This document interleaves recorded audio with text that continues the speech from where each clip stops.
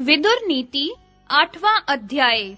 विदुर जी कहते हैं, जो सज्जन पुरुषों से आदर पाकर आसक्ति रहित हो अपनी शक्ति के अनुसार अर्थ साधन प्राप्त करता रहता है, उस श्रेष्ठ पुरुष को शीघ्र ही सुयश की प्राप्ति होती है, क्योंकि संत जिस पर प्रसन्न होते हैं वह सदा सुखी रहता है। जो अधर्म से उपार्जित महान धनराशि को भी उसकी ओर आकृष्ट हुए बिना ही त्याग देता है, वह जैसे सांप अपनी पुरानी केंचुल को छोड़ता है, उसी प्रकार दुखों से मुक्त हो सुख पूर्वक शयन करता है। झूठ बोलकर उन्नति करना, राजा के पास तक चुगली करना, गुरु से भी मिथ्या आग्रह करना, ये 3 कार्य ब्रह्म हत्या के समान है। गुणों में दोष देखना एकदम मृत्यु के समान है। कठोर बोलना या निंदा करना लक्ष्मी का वध है। सुनने की इच्छा का अभाव या सेवा का अभाव, उतावलापन और आत्म प्रशंसा, ये 3 विद्या के शत्रु हैं। आलस्य, मद, मोह, चंचलता, गोष्ठी, उद्दंडता, अभिमान और लोभ, ये 7 विद्यार्थियों के लिए सदा ही दोष माने गए हैं।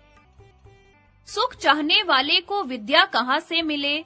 विद्या चाहने वाले के लिए सुख नहीं है। सुख की चाह हो तो विद्या को छोड़े, और विद्या चाहे तो सुख का त्याग करे।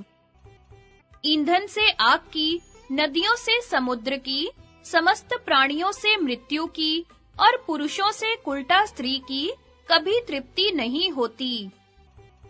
आशा धैर्य को, यमराज समृद्धि को, क्रोध लक्ष्मी को, कृपणता यश को और सार संभाल का अभाव पशुओं को नष्ट कर देता है।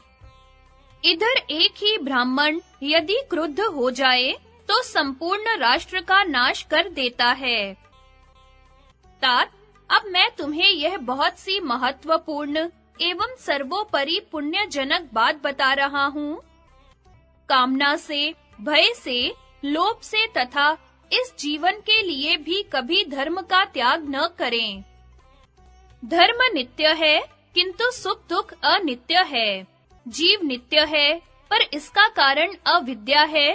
आप मंत्रियों को छोड़कर नित्य में स्थित होइए और संतोष धारण कीजिए, क्योंकि संतोष ही सबसे बड़ा लाभ है।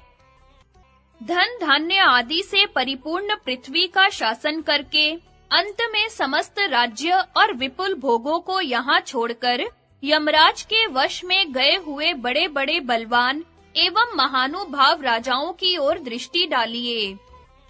राजन, जिसको बड़े कष्ट से पाला पोसा था, वही पुत्र जब मर जाता है तो मनुष्य उसे उठाकर तुरंत घर से बाहर कर देते हैं। पहले तो उसके लिए बाल छितराए करुण स्वरों में विलाप करते हैं, फिर साधारण काठ की भांति उसे जलती चिता में झोंक देते हैं। मरे हुए मनुष्य का धन दूसरे लोग भोगते हैं। उसके शरीर की धातुओं को पक्षी खाते हैं या आग जलाती है।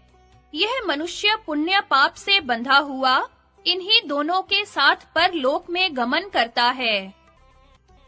तात, बिना फल फूल के वृक्ष को जैसे पक्षी छोड़ देते हैं, उसी प्रकार उस प्रेत को उसके जाति वाले सुहृद और पुत्र चिता में छोड़कर लौट आते हैं।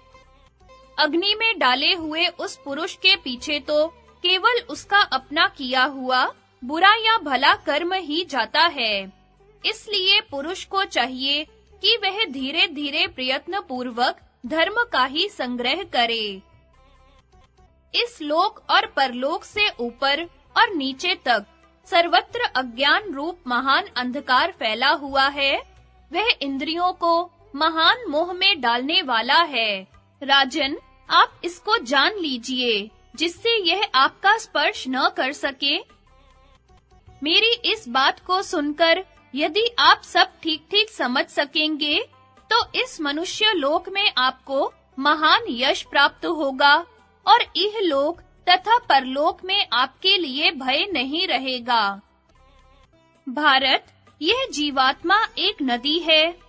इसमें पुण्य ही तीर्थ है, सत्य स्वरूप परमात्मा से इसका उद्गम हुआ है, धैर्य ही इसके किनारे है, इसमें दया की लहरें उठती हैं।